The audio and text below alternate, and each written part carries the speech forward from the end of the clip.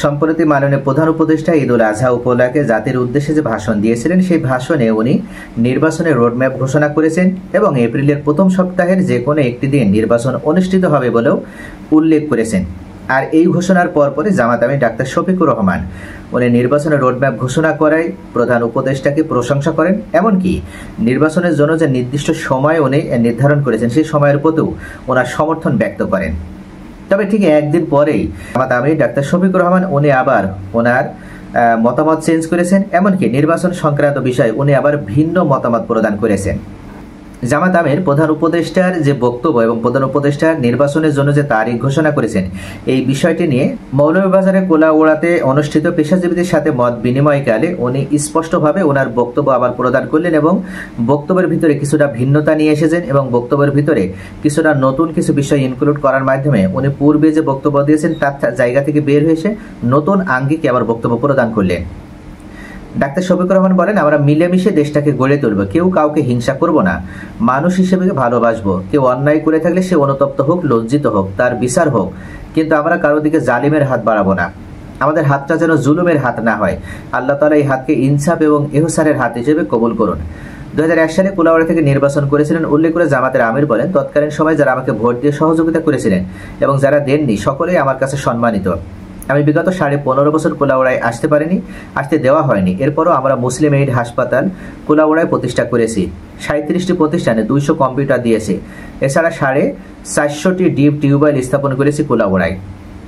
জামাত আমির বলেন, আমার উপর যুদ্ধাপরাধের অভিযোগ আনা হয়েছিল, কিন্তু কোলাউড়ার কোনো মানুষ আমার বিরুদ্ধে মিথ্যা সাক্ষ্য দেননি। সেজন্য যুদ্ধাপরাধ মামলা থেকে রক্ষা পেয়েছি। আমি কোলাউড়াবাসীর প্রতি চিরকৃতজ্ঞ। কোলাউড়া আসনে নির্বাচনে ডাক্তার শফিকুর রহমান বলেন, দেশের যে কোনো আসনে আমি নির্বাচন করতে পারি। দল যেখানে আমাকে মনোনয়ন দেবে সেখানে আমি নির্বাচন করব। এ সময় জুলাই বিপ্লবে যুদ্ধে যারা বুলেটবিদ্ধ হয়ে নিহত হয়েছেন তাদের মাগফিরাত কামনা করেন এবং যারা আহত হয়ে পঙ্গুত্ব বরণ করেছেন তাদের সুস্থতা কামনা করেন জামাত আমির। তিনি বলেন, বিগত আওয়ামী লীগ সরকার জামাতের শীর্ষ নেতাদের অন্যায়ভাবে ফাঁসি দিয়েছিল। হাজার হাজার নেতাকর্মীদের গুম খুন করা হয়েছিল। বুলডোজার দিয়ে জামাতের নেতাকর্মীদের বাড়িঘর ভেঙে ফেলা হয়েছে। ব্যবসা প্রতিষ্ঠানগুলো ধ্বংস করা হয়েছে। বিচারকরা অন্যায়ভাবে রায় দিয়ে বলেছেন ফাঁসিতে ঝোলানোর ব্যবস্থা করে এসেছি। এ ধরনের বিচারপতিরা ভারতে পালিয়ে যাওয়ার সময় সিলেটের জঙ্গলে ধরাও পড়েছেন। সাবেক আইজিবি বেনজির আহমদ সম্পর্কে জামাত আমির বলেন, বেনজির আহমদ পীর মাশায়েখদের বলতো মোল্লা। শাপলা চত্বরের ঘটনায় তিনি বলেছেন, মোল্লাদেরকে খতম করে দিয়েছেন। আরে ভাই, আপনি মরার পরে এই মোল্লাদেরই প্রয়োজন পড়বে। তিনি বলেন, অতিরিক্ত দম্ভ করা ভালো নয়। অতিরিক্ত দম্ভক্তি পতনের কারণ। সাধারণ শিক্ষার্থীরা তাদের কোটা বাতিলের দাবিতে আন্দোলন করেছিলেন, আমরাও সমর্থন দিয়েছিলাম, কিন্তু জালিম সরকার শিক্ষার্থীদের উপর নির্বাচনে গুলি চালিয়ে আন্দোলন চিরতরে দমাতে চেয়েছিল। আমরাও বলেছি ডু অর ডাই, আমাদেরকে নিষিদ্ধ করা হলো। অন্য দলের নেতাদেরও জেলে ভরা হলো। আমরা বলেছি অভ্যুত্থান বিপ্লব সফল করতে হবে। জামাত সব করেছে, আমাদের দলকে নিষিদ্ধ আর শিক্ষার্থীদের বুকের উপর গুলি করে হাসিনা চেয়েছিল ক্ষমতার মসনদে টিকে থাকতে, কিন্তু এদেশের আপামর জনতা তাদেরকে দেশ থেকে চিরতরের জন্য তাড়িয়েছে। জামাত আমির উল্লেখ করেন, জুলাই আগস্টের আন্দোলনে শহীদদের অমর্যাদা হয় এমন কোন নির্বাচন আমরা দেখতে চাই না। বাংলাদেশে জামাত আমির ডাক্তার শফিকুর রহমান আরও বলেন, শহীদদের রক্তের মর্যাদা রক্ষা করে সুন্দর, সুষ্ঠু, ভালো একটি নির্বাচন আমরা প্রত্যাশা করি। নির্বাচন প্রশ্নে আমরা কোনো ধরনের হস্তক্ষেপ দেখতে চাই না।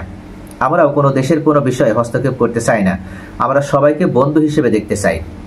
স্পষ্ট একটা বার্তা প্রদান করার মাধ্যমে জামাত আমির পার্শ্ববর্তী রাষ্ট্র ইন্ডিয়া সহ অন্যান্য যে রাষ্ট্রগুলো রয়েছে তারা যেন কোনো ধরনের অন্যায়মূলক হস্তক্ষেপ করে দেশের রাজনীতিতে অস্থিতিশীলতা তৈরি করার চেষ্টা না করে, বা দেশের যে নির্বাচন নিয়ে প্রধান উপদেষ্টা যেভাবে এগিয়ে যাচ্ছেন ওনার কাজের গতিকে যেন কোনোভাবে বিতর্কিত করার চেষ্টা না করে। এই জন্যই জামাত আমির ডাক্তার শফিকুর রহমান এই বিবৃতি প্রদান করেছেন।